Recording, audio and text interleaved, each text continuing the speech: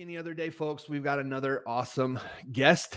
Kenny Hyde is, I've talked to Kenny several times and we really align. So I'm super excited about this podcast because I'm sure that we will bring nothing but value to you guys on this. So I will just let him take the floor for a little bit and he can introduce himself, who he is, what he does, and just tell us a little bit about you, Kenny. Thanks, Dustin. And first of all, it's an honor to be on your podcast. I really admire you and all the things you're doing, helping people like myself and your give mentality. So it's a blessing to be on here with you, brother. And I love what you're doing. So thank you for that. Yeah, I'm Kenny Hyde, your wellness guide. I'm kind of basically a weight loss coach, focused on accountability, education, so getting people the right information, and the goal is to kind of transmute that into inspiration. So I specialize in working with busy professionals who have just kind of stayed stuck, because I believe that most people overestimate what it takes to create whatever your goals are, be it weight loss, gaining some strength, being more athletic, improving your health, is a big part of it. A lot of my clients are interested in reversing health conditions. It's something I've done for myself. When I was 18, I actually had high blood pressure, elevated cholesterol. When your parents don't know any better and you're eating Mickey D's every day, it's kind of 1 + 1 = 2, So Yeah.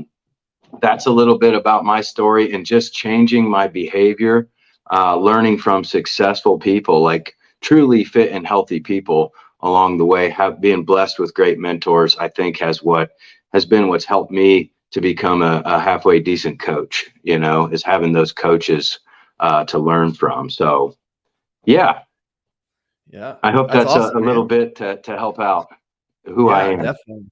I love it.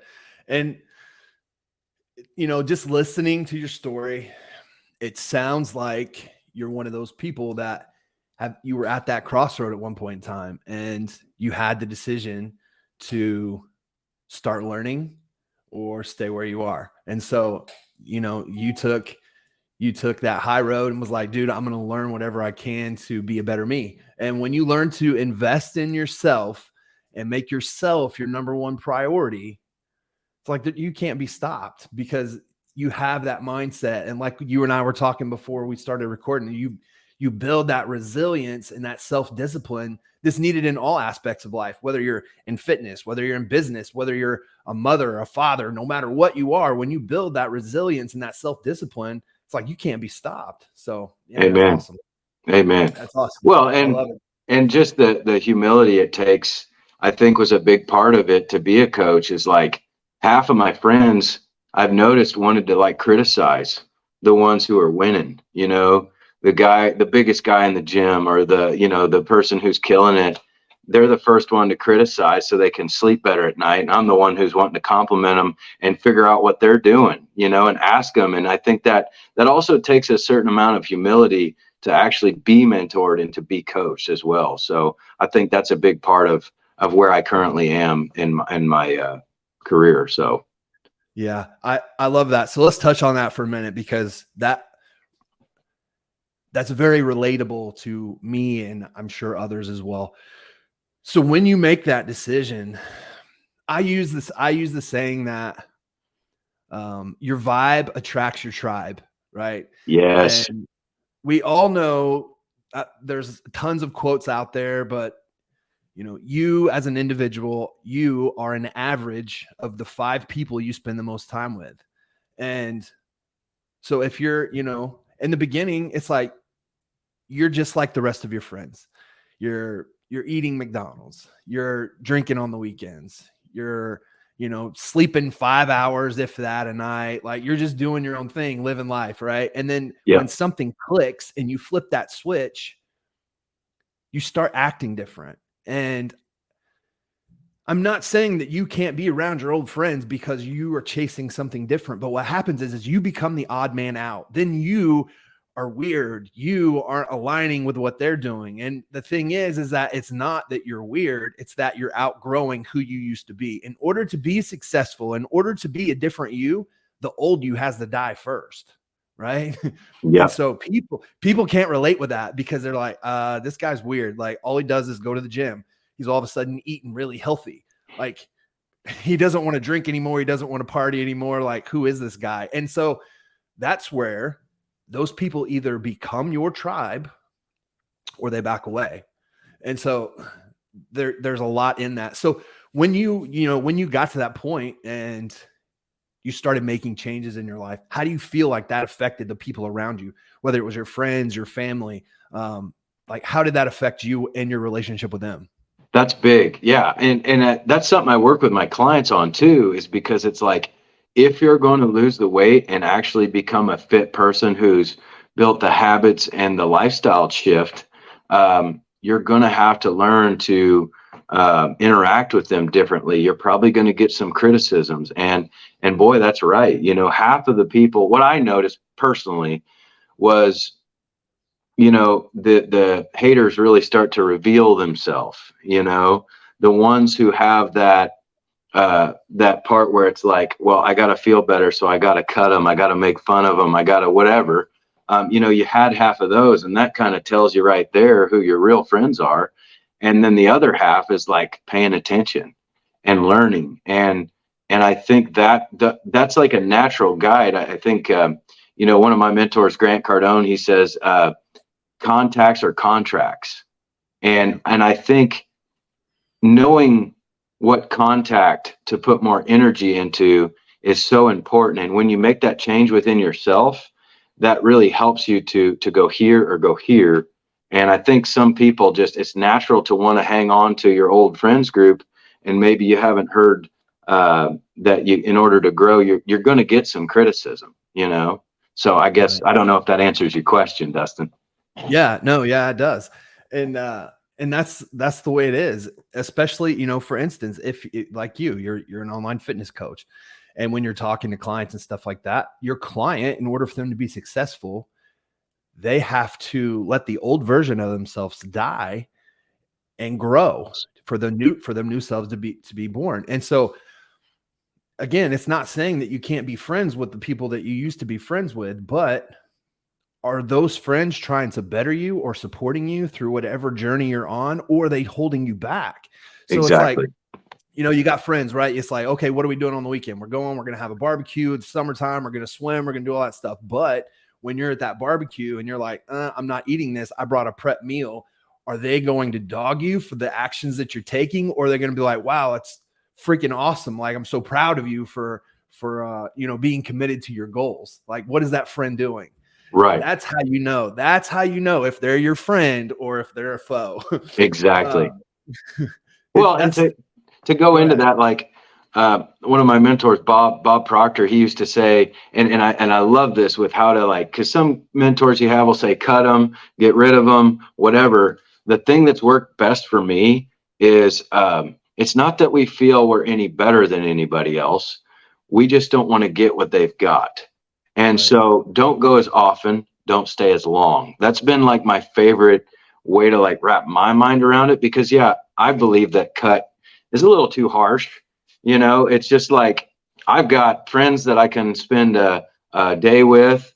I got friends I can spend a whole weekend with. I got friends I just want to spend an hour with, and I think that what Bob said to me in that video I was watching was really powerful. It's like, we don't necessarily have to like be done and cut. Just don't go as often and don't stay as long, Yeah. I thought like that might help. I've never heard that saying before, and I like that. And I've been one of those people that's like, if we don't align, if you're holding me back, like, then we could just be done. Because often when we grow older, it's a two-way street when it comes to friends. And when one person stops reaching out to the other one, it's like, who was the one that was putting in the most effort to be friends? And Yeah. once I stopped reaching out and people, they stopped reaching out, we didn't connect anymore. It's like, okay. And I just kind of moved on because our visions didn't align and we weren't on the same paths or going the same way, which is okay. There's nothing wrong with that because people outgrow other people. It's just part of it. Who was it that, I don't know, the country singer, it's like, it's like my temporary home, right? this isn't where you're going to be forever. You're not meant to be here forever. You're going to outgrow it and move on. This is just temporary. Right. So that's awesome. I agree with that. I like that saying a lot. And, you know, I'm sure people can relate to that as well. Whenever you're faced with some kind of obstacle that does not align with you, whether it's, it could be in your friend circle, it could be, a roadblock that you're facing. Like, what is your best path of action? Obviously, you're not one of those, just cut it and walk away type of guys. So if you're faced with something that you don't align with, or something that, you don't agree with, or that's not going to help you grow, like, what steps do you take to if it's personal or business, I think business wise, I tend to be very conservative, and I think, I don't know, like, kind of like what we were talking about earlier, I also see the flip side of being really brutal with cutting. Like, I think there's probably a big benefit to that. So me personally, hitting a roadblock, a lot of times it is going into like coaching. I think coaching is everything. Like I said, my mentor, Bob, he said the best advice he'd ever heard, and he died, I think, last February in his 80s. When he was asked what his favorite advice he's ever gotten was, he said, study every day, and having good mentors to turn to. And if I don't have that, I seek it out. It's back to that humility, humbling myself enough to say, my results indicate I don't have this figured out, and I think that's where a lot of people stay stuck with their health, with their current fitness level, is they think they got it all figured out. Learning and educating yourself takes a certain level of confidence, not too much, because if we got too much confidence, we're going to think, oh, I got it figured out, and then you get the other side of the spectrum where they don't have enough confidence, and then they think, what the hell's the point, Right. So I would say long form answer to that would be just seeking counsel and having that, cabinet, your power base to kind of lean into would be my answer. Yeah. Yeah. And I agree with that. Being able to seek advice. And my thing that whenever I first started, my journey into business, I made a post about this the other day, and it was like, my top 5 mistakes or something like that. But the biggest thing is that I would seek advice or listen from people that were not in the place that I wanted to be. And so by them giving me advice, it was the wrong advice. And when I tried to implement that advice, it didn't do me anything in a positive sense. It only held me back more. And kind of like you were saying before, when you have haters, what happens is those people that are haters, they're not really hating. It comes more from a place of jealousy, because they don't have that self-discipline. They don't have what you have, and they're not willing to put in the work to get it. So they're just going to hate on you because you have it. And, when you talk about a physique, it's like, what about a person that has a solid physique? Like, what is it about them? And so when you walk into a room, or you're standing in a room and you see someone walk in that's just, they're like, whether they're shredded or they're jacked, they have an awesome physique. It's like, what first comes to your mind? Intimidation? Like, what is it? And so that's what people see from other people that are successful. It's not that they're hating, it's that they're intimidated by that person. Yeah. And with that intimidation, it's what comes from someone having a solid physique. They obviously have a ton of self-discipline. They're resilient because nothing will stop them from them reaching their goal. They're very scheduled, and that person knows what they want, and they're not afraid to go after it. That's what I see when I see a solid physique. So when you look at people that's like, whether it's a bodybuilding competition or whoever it may be, that physique means more than just the physique. And I know a ton of people that hate on, they're like, oh, I would never want to be as big as that person. I would never want to, I would never want to look like that. It's like, you don't have to worry about it because you won't, because you're not willing to put in that work to get there. You know what I mean? Yeah. But, steroids, right? yeah. Oh, that's the go-to for everything. Yeah. Everything is steroids. Oh, he's on steroids. Why? Because he's lean at 225. Right. I mean, it's like, no, he's working harder than you, and you don't want to hear that. Yeah, exactly. Right. Yeah. It's like, you didn't see that he eats chicken and rice for every freaking meal with a green vegetable 5 times a day for the last 2 years. Like, don't worry about that. It had nothing to do with it. Exactly. No, and that's, I think people, and this goes into like my coaching with the minutia of the nutrition, the exercise, the mindset. I do focus heavily on mindset, the no thing, the mental game, because I think it's so important, and I think it's so overlooked. And I think, just studying basic psychology, we can reason or think inductively or deductively. And the common, like almost default setting for most people I've noticed is they reason deductively, where we're allowing our conditions and circumstances, the things we see, hear, smell, taste, touch, to think for us, right? And it takes, like, I think to be successful, and this comes from, I think it is the Science of Getting Rich. It's in that little green book. It says the first step to success is to learn to think thoughts that you want to think, right? Think for yourself. And that basically is your inductive reasoning capacity to, no matter what my conditions and circumstances are, this giant ripped mountain of a man standing in front of me, I can think what I want to think. I don't have to let his physique affect my confidence, and that's really what I've put a lot of my focus on with my coaching, is to get my clients or the people I'm helping to start to think thoughts that they want to think, Yeah. So yeah, I love that, dude. That's awesome. And that, when it comes to mindset is a huge part of fitness.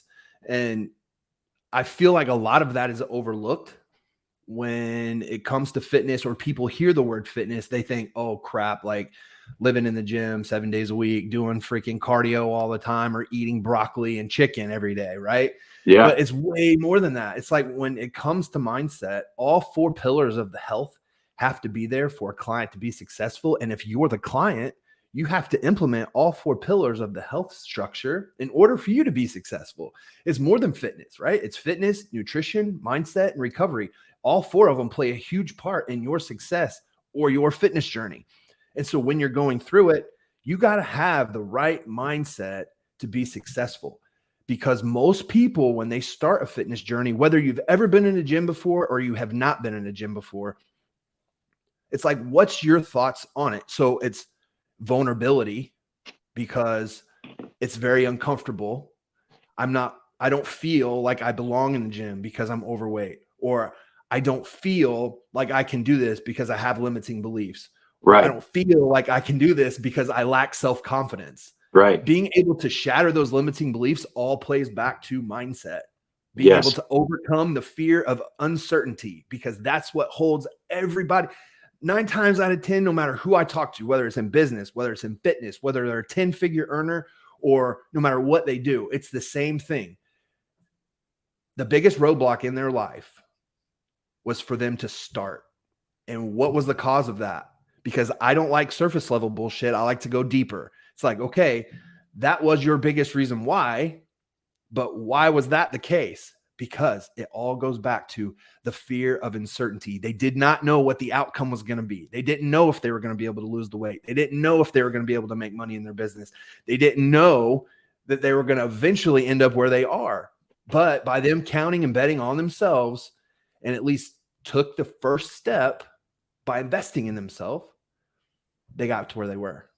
I love that. Well, yeah, I think it's the start that stops most people, and it's like, sign here, sign the line, just do it, just jump. I think we talked a little bit about that. It like takes a certain level of faith to work with a coach. And I think that's what helped me, is like, I didn't believe in myself, but I believed that my coach believed. You know what I mean? It's like, you almost don't even have to have the belief in yourself in the beginning, if you're humble enough to let somebody else help you. You know, a lot of people understand doing it with their finances. You know, we get a financial coach. And so it just, yeah, coaching, it's kind of a way of life. You know, if you want to change your circumstances, it makes good sense to find somebody killing it, to learn from, you know. So I try to be that. My goal is to be that for people who want to change, because I've done it for myself. And that was really what I left out, was I lost my father in 2015 to a massive heart attack, you know. And a lot of people are ticking time bombs. Like, that's what they're waiting for. They're waiting for that diagnosis. They're waiting for that. You know what I mean? It's like, we stay stuck until diabetes, you know, or some horrible thing to really wake up and change, or, you know, some crisis like COVID or losing your job. You know what I mean? So coaches help with that. We wait for rock bottom before we make a change, or we wait till our back's on the wall and there's no other option before we make a change. I get it. I just seen, I try and not so I try and not consume so much social media. That is like one of my big things that I try not to do. When I get on social media, I try and use it as a tool, because that's what it is for me as a business owner. And so that's tough. it is. I get on and I'm like, I try not to play the comparison game by looking at other people's content. I get on and it's like, I look at analytics. I look at what competitors are doing. I go through and I try and check my stuff. And then every once in a while, I'll get trapped in this freaking ozone of TikToks that speak to me. I'm just swiping. And it's like, and then I have that, it's guilt that overwhelms me afterwards, because I'm like, holy shit, I just spent 30 minutes scrolling through TikTok. It was not productive in any way, shape, or form, when I could have spent that 30 minutes doing something else, right? But long story short, so when I was scrolling through TikTok earlier, and there was a video that stood out to me, and this kind of it circles back to what you were saying about, you know, hitting rock bottom. The video was about, it was, you know, one of those duets or whatever, and a woman was asking, why do guys not ever go to the doctor? Why do guys hate going to the doctor? And then on the flip side, it was a guy explaining his reason why. And he says, I don't like going to the doctor because I'm afraid of what they're going to tell me. I have to pay money to go to the doctor. And then the doctor's going to tell me something's wrong. And then I have to pay money to fix the problem. And then I don't know what the outcome or the result is going to be from me going to the doctor. And it's like, blew my mind. It's like, you know how to prevent all of your worry and your fear and your frustration and not have to go to the doctor? Eat healthy, exercise, and work on you. Chat GPT. Yeah. It's like, take all of that and utilize it in your own life. And it's like, then you won't really have to go to the doctor. You know, it's like, we don't go to the doctor until we like feel something is really hurt or serious. Then we go. It's like, I'm having heart pain, something's wrong, or my shoulder's making a funny clicking noise. You know what I mean? It's like, maybe I need to go check it out. Then we go. And where's that? That's rock bottom. That's too late. That's after there's already a problem. Yeah. But to prevent that, it's like, you can pay a coach, someone that knows exactly what they're doing, X amount of dollars a month. And they go, they weigh it. That's kind of too much. I don't really know. But on the flip side, how much are you going to end up paying the doctor for going to see the doctor for a doctor's visit, and then paying for the medication that they're going to give you, and then continually following up with a doctor to prevent, or to not even prevent, to deal with the pain or the process that you've already waited too long to solve. Yeah. Versus if you're ahead of the problem and just work on your fitness, work on your nutrition, gain the knowledge to where you only have to pay this fitness coach for a certain amount of time, and then you'll have the knowledge that you need yourself to do it forever. Yeah. Well, and that the whole thing where I've found a lot of people today are relying on products. You know, they're spending the money anyway, the same money that it would cost to work with me. it's just weird. It's a different indoctrination. We're taught if we want to get energy, we buy some energy supplement or some product. And not trying to crap on products, but Sure. most people that work with me, when I ask them, I'm like, have you ever had a coach? Have you ever worked with somebody one-on-one every week? And the vast majority is no, and so people are relying on products instead of services. And I think, for professionals that never have worked with a coach, I think there's a huge opportunity for, getting them on board, is just asking those hard questions. Like, have you ever had somebody else help you with this and give you the guidance and to help you with blind spots and growth opportunities, things like opportunities in your day and your hours and your weeks that you're just not taking advantage of. And we're here to keep you accountable. Repetitions cause impact. And I believe that's how we form habits.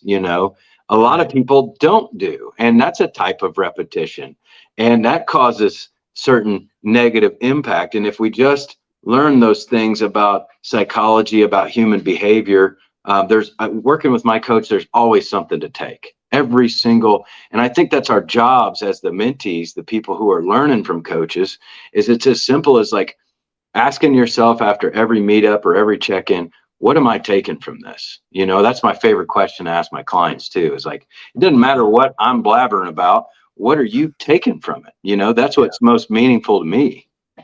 Yeah. And that's,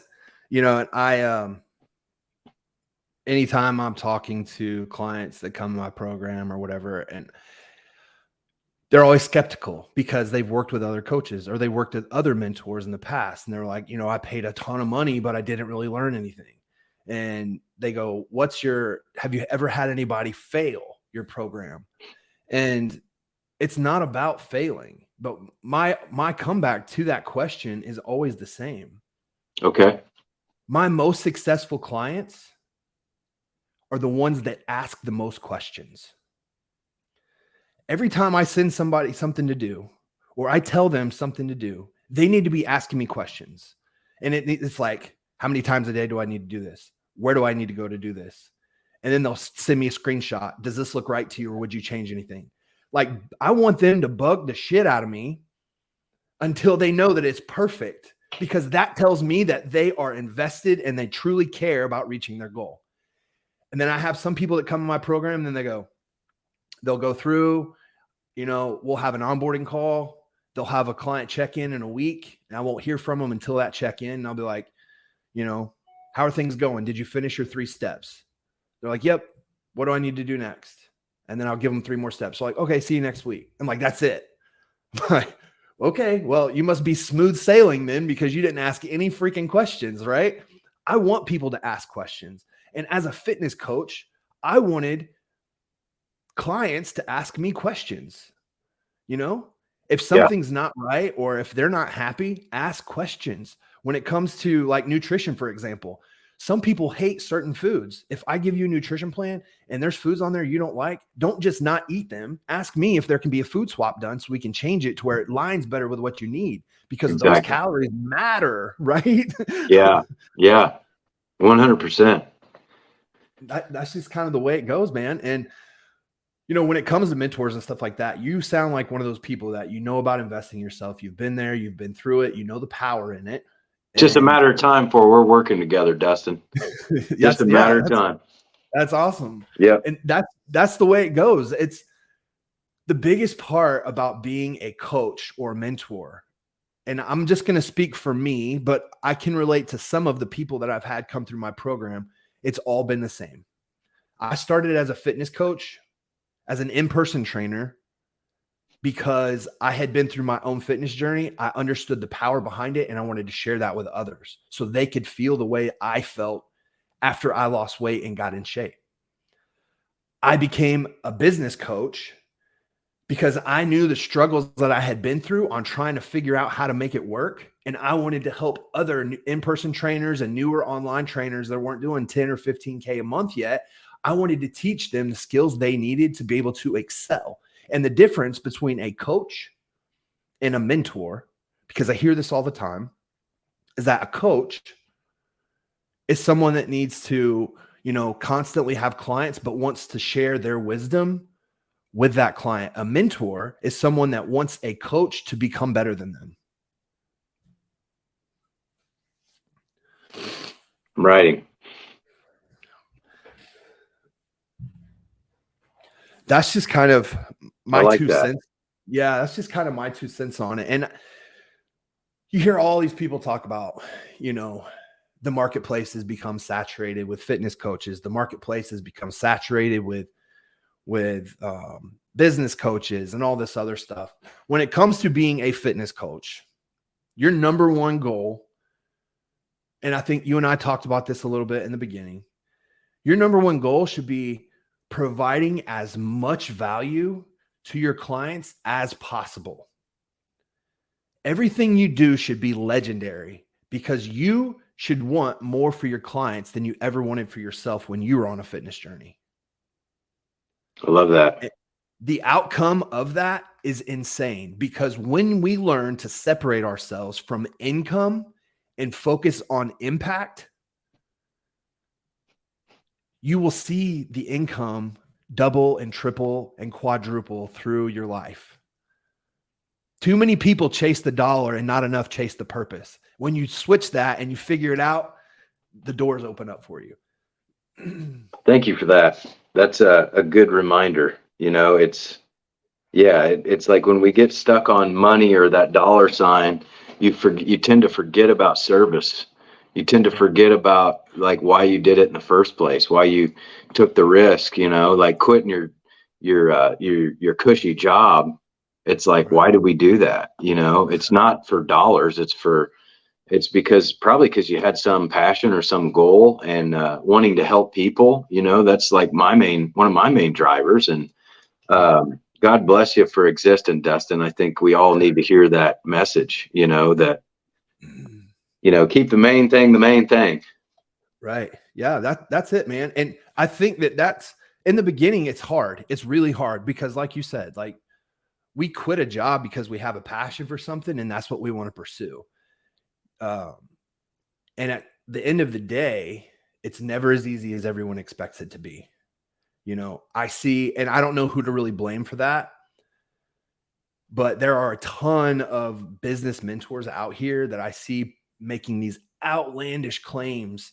That's like, oh, if you've never done fitness before, but you're in shape, you need to start as being an online fitness coach and you can hit 15,000 in your first 90 days. So people buy into that, right? And then when they jump into it, they're like, they quit their job because they think they're going to make this crazy amount of money. They pay this business coach or this mentor, they dive in, and 6 months in, they're like two grand a month. They're like, this isn't what he promised me, Yeah. And people can see right through the crap, yeah, or the pretending, or the, what your real motives are. It's like, I think a lot of business owners forget that everybody is armed with an intuition, an intuitive factor. They're picking up energy, body language, and their bullshit meters like, ding.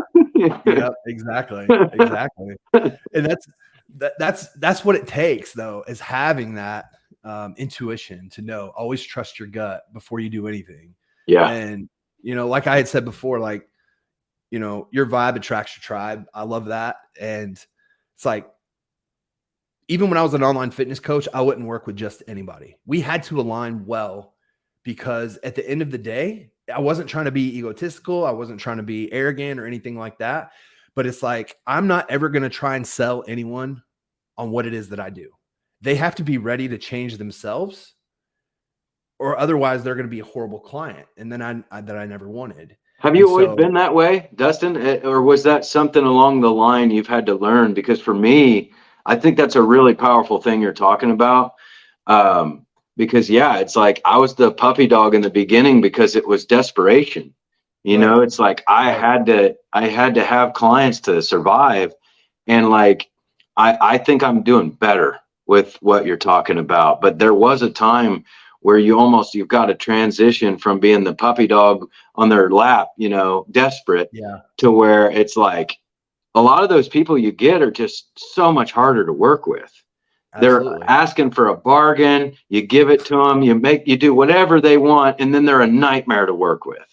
Yeah. So like, was Yeah. that something you learned, or was that something that you've just been blessed with to always understand? That was something that I just kind of learned. And I think I learned it through having enough crappy clients I got to the point where I was like, this isn't what I want. Like, this isn't what I do not like this. I do not want it. And so like what you're talking about, always remember that criers are not buyers.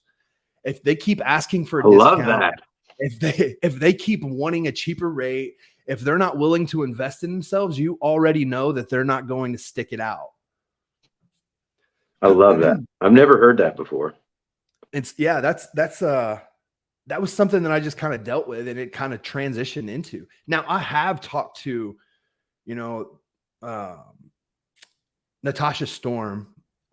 I just did, she and I don't really know how we aligned and how we met up, but we are in the same network. We have a lot of the same friends and stuff like that. She started as an online fitness coach, and now she runs a company called TVAC, which I think she said she does about 8 figures a year doing TVAC. And right before this, she's only been in this business for about 2 years. Before that, she was an online fitness coach, which she did, 7 figures plus a year in her online fitness business eventually. But she's like 28.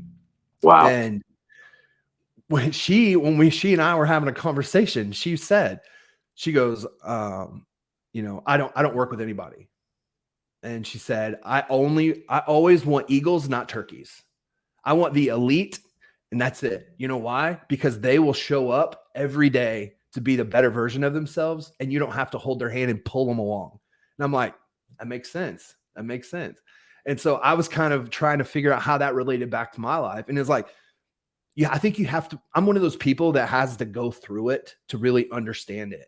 I'm like a hands-on person. Me too. Me too. It's got to like, well, real estate, it's the same thing. Like it has to be real, tangible, touchable. And then once I create the dumbass thing I probably shouldn't have done, it's like, oh, I got it, Right. which is a shame. That's why I got a coach, by the way. I would be broken. I'd be injured. I'd be all these terrible things if I didn't have my coach, because I'm over there actually making the mistakes and doing it that way. I 100% same way. Yeah.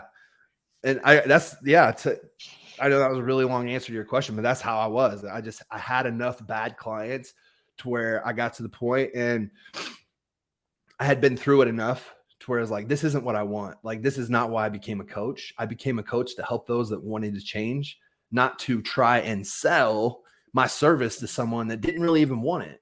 And those people that they want a discount, and you give them that discount, and then they don't show up to half their check-ins, or they don't send you their caloric intake like they're supposed to, or they don't actually implement the things you're trying to teach them, and then they just quit. It's like, okay, so what did I get out of this?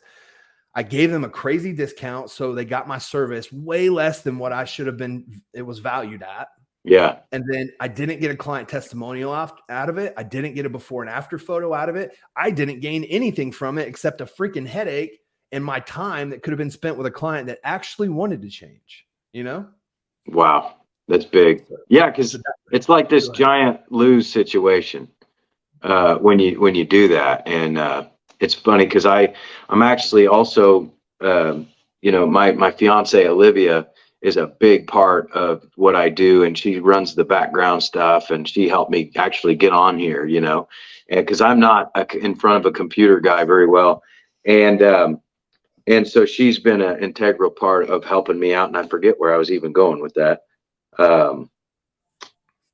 But basically, what was it? Oh, yeah. She's like, we're not running a charity, and sometimes having that mindset, it's like, you can only give. So like I don't think you can give too much, but you do have to, I think as a business owner, a professional, you've got to realize when somebody doesn't really have what it takes to be deserving of our, expertise, our help, whatever it is. Right. Right. Yeah. Yeah, for sure. And at the end of the day, it is a business, we can try and help as many people as we want, but there's that old saying that you can lead a horse to water, but you can't make them drink it. that's kind of how it is. And I always tell people, not to coach people through Messenger or whatever it may be. Yeah. The reason why is because you can provide them with a ton of value, and there are those people out there that will just keep pushing and keep asking. Yeah. And then they'll never go and implement that. They just want as much information as that they can get from you for free. And what happens is those people will never buy from you. Yeah. Because they're afraid to invest in themselves. And, you hear the word high ticket a lot, which that phrase came out a long time ago. But the thing is that the reason why, you'll see this a lot on social media, especially on like big names. You'll go through and you'll see their ad. You go through and I like reading the comments because it's nothing but haters in the comments. Well, if this program's so good, then why don't you give it away for free? Because it's a freaking business, first of all. Yeah. And I'm not doing it for free. Second is that for when someone enrolls in a program, you have to have them financially invested for them to hold themselves accountable. Because I use Beachbody a lot. I'm not hating on Beachbody, but I just don't agree with it. But it's like you go through, you spend that $59 for their Beachbody program that'll get you shredded in 6 weeks. And you have a guy that's 300 pounds and a guy that's 150 pounds that both want to lose a little bit of weight. Nutrition plan's the same. Workouts are all the same. Who do you think is going to struggle more? That 300-pound guy is going to do that intense cardio for about 20 minutes. And he's going to see that meal plan and go, this is not for me. So what's he going to do? He's going to quit. Why? Because it's hard and uncomfortable. But would he quit if he had more money invested, or would he stick it out a little longer? Because we all know that, it's all about discipline. Motivation you can't rely on. Motivation is just an emotion. Yeah, it's like the weather. It's like relying on the weather, Yeah. And so Absolutely. when you do stuff, you got to do stuff long enough in order to build that discipline, build those habits. And so when you can't stick it out for more than a couple of days, you're not invested. You didn't build any habits. It doesn't become easier. It's easier just to quit because you only have $59 invested.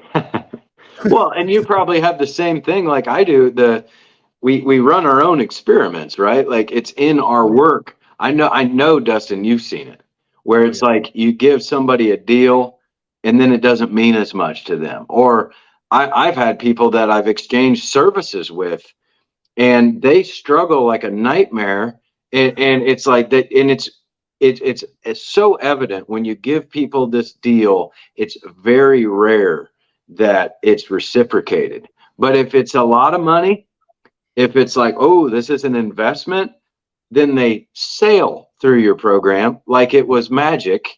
And you get your testimonial, they show up, they never don't show up, and it's because it's that fair exchange. You've got to have that exchange. And I think, the average person doesn't understand that. Yeah. Yeah. I've done tons of case studies, and I actually, it's been a while back, but I did some content on it, and you hear a lot of people talk about their price point. Your price point does not dictate your service, and your price point does not dictate whether or not someone's going to buy. And I will give away a scholarship every once in a while, and I will give away partial scholarships every once in a while. Now, the case study that I ran around this was to prove to the people in my academy that their price point did not dictate why they were not getting clients, because it's the same mindset game that I went through when I first had my first business mentor, right? And so I was trying to sell online fitness at like $80 for a 12-week program, fitness and nutrition. And I was having a hard time struggling. Like I couldn't figure it out. I paid a lot of money to my mentor and he goes, "You're too cheap." I said, "Well, what do you think I should be at?" $3,000. I said, "Dude, maybe you didn't hear me. I can't sell my $80 program. How am I going to sell it for $3,000?" And so when people come to my program and we adjust their price point, they get overwhelmed with imposter syndrome. I don't think I'm worth this. I don't think I'm worth this much money. Blah, blah, blah, blah, blah. On and on and on. Right. And so when you don't have people that purchase your price, it's not because of your service. Your price point doesn't dictate it. And how I know this is by running these case studies, by giving away a free scholarship into my program, by giving away 2 partial scholarships in my program. You would think that people would just flock to it, right? Why? Because it's free. You think everybody and their brother would want to grab it. No.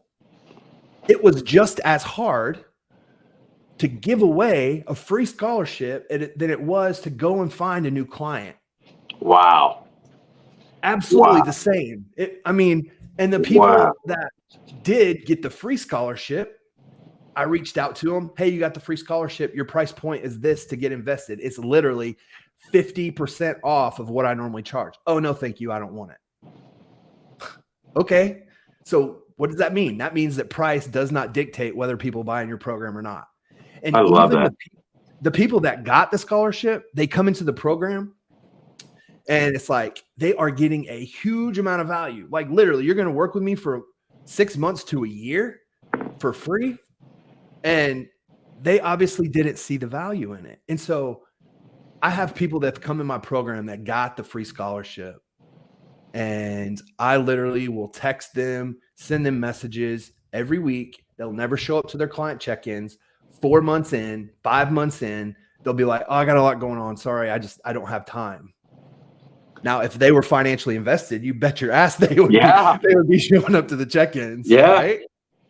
I freaking love that, man. Free is just as hard as selling a $3,000 program. Like that's what I needed to hear today. And also I heard a good one on the 10X growth conference I went to, or actually it was a boot camp. One of the big bombshells I got, and it's related, that you think as your price increases, it's going to be harder. It's going to be harder.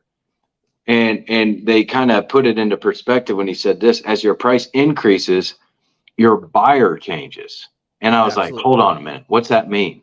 And so now, like if you were priced at $200 a month and now you're selling it at $1,000 a month, you go from people who are scraping and scrounging to do whatever it takes to get their success and look for a deal.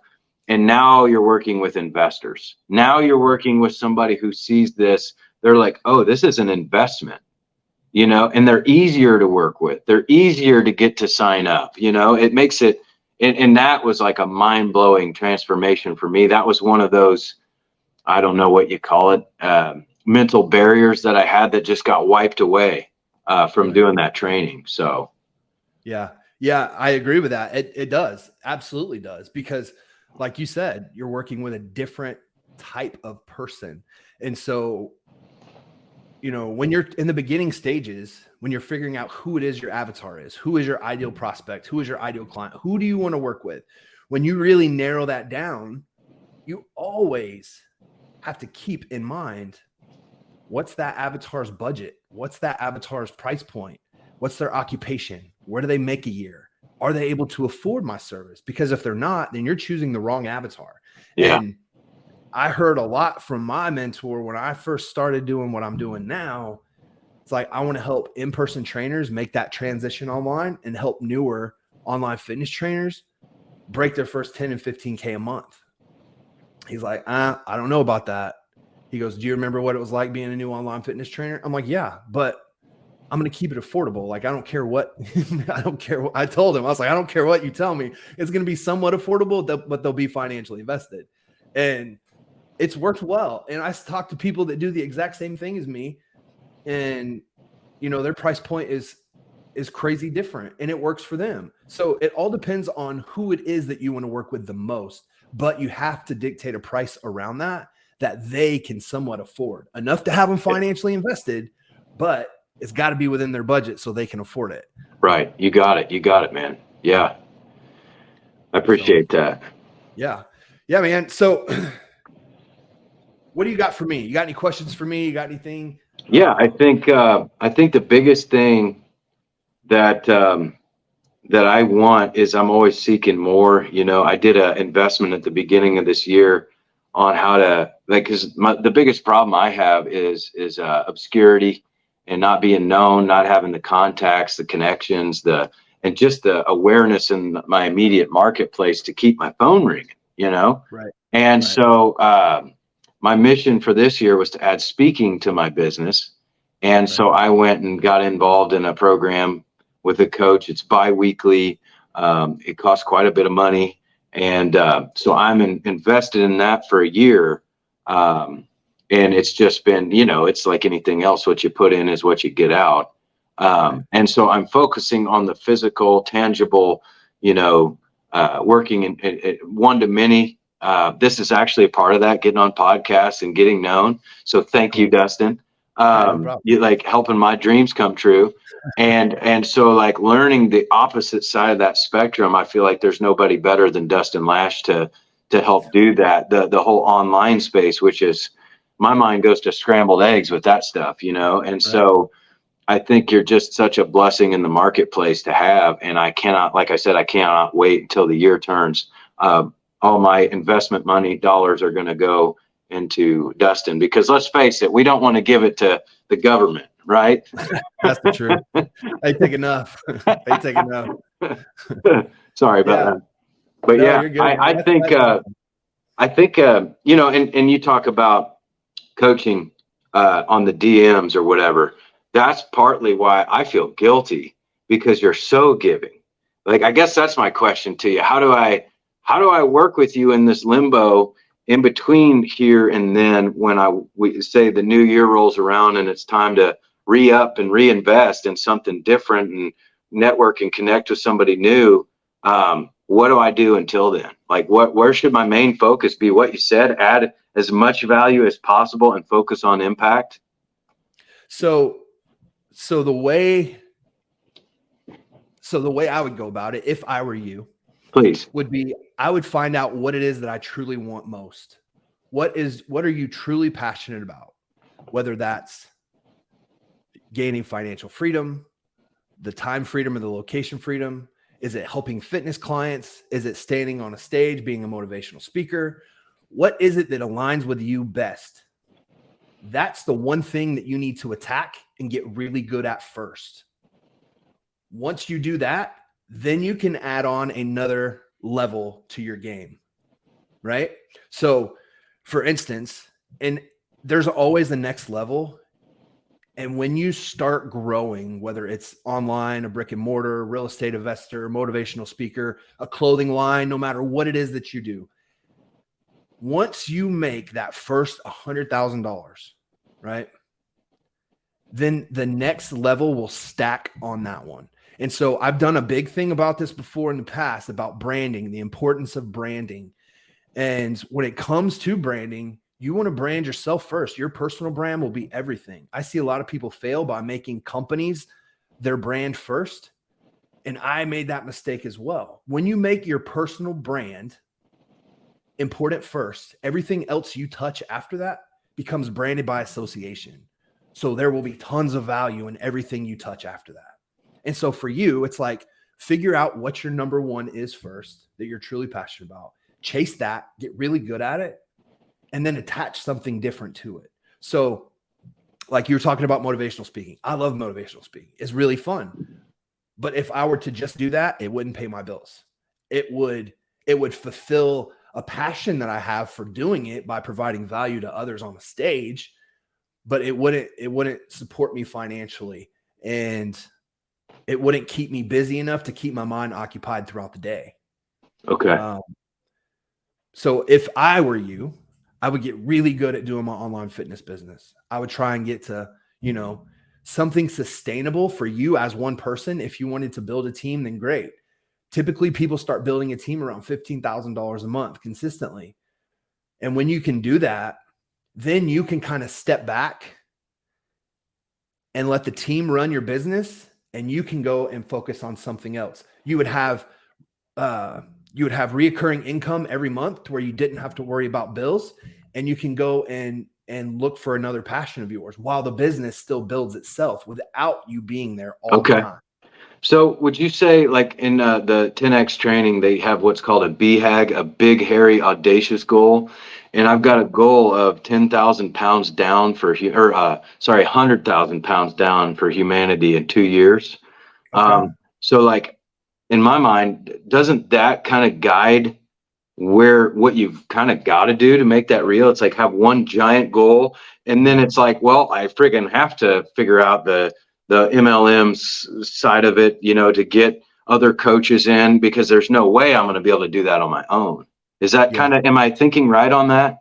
Yeah. That's you're right. So when I look at it, it's kind of like what I was doing whenever I had an online fitness business, but I also wanted to become a business mentor. So my thought process was that I can do two things half-assed, or I can do one thing really good. And so I threw all my chips in, and I wanted to do one thing really good, provide as much time and value into that one thing that I could, build that to where I had my team could sustain it, and then go do other things. Now I want to go and start dumping a bunch of money in real estate. Now I want to go and do motivational speaking at stages and stadiums across the US. Those were the avenues that I went. And that's just kind of what you do. But in order to do that, you got to have one thing that's really good first.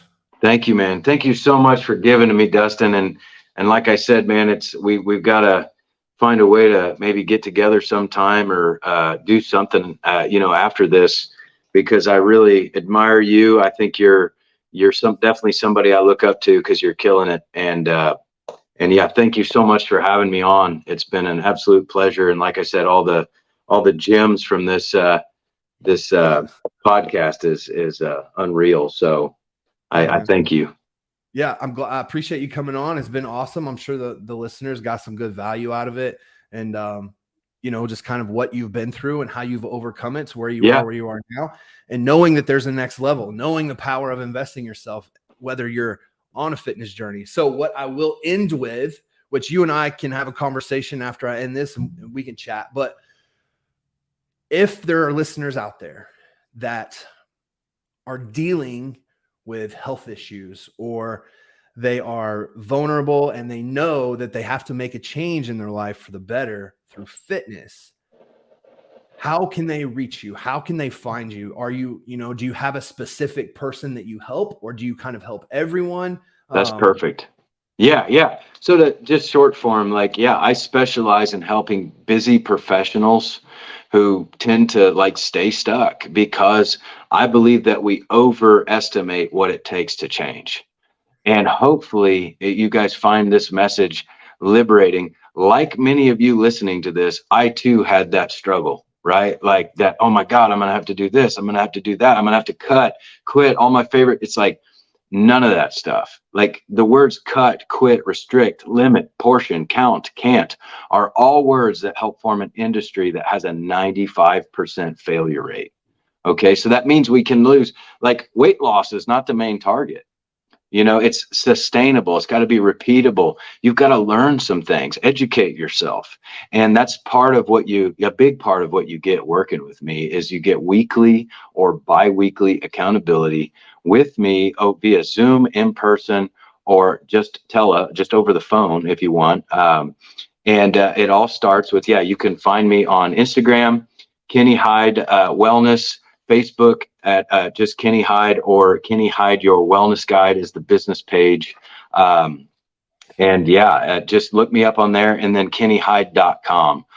You can sign up for your free consultation. So I challenge all of you hearing this, if you're tired of staying stuck and maybe making excuses or whatever it is, you owe it to yourself to at least do the free consultation to see if it'd be a good fit for you.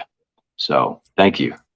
Awesome. Yeah. So if you guys are driving, or if you're in the gym, or if you're in a position where you cannot take Kenny's info down, what I'll do is I'll attach his Facebook handle, his Instagram handle down in the description of this podcast. So you can just click on it and it'll take you right to him. So thank awesome, you, Dustin. Kenny. I appreciate it, man. It's been awesome. I appreciate your time and your value. And I look forward to many people hitting you up, and hopefully you guys can connect. And awesome, man. So thank you so much. Yeah, thanks for listening, guys. Yep. I appreciate it, guys. And we will see you in the next one.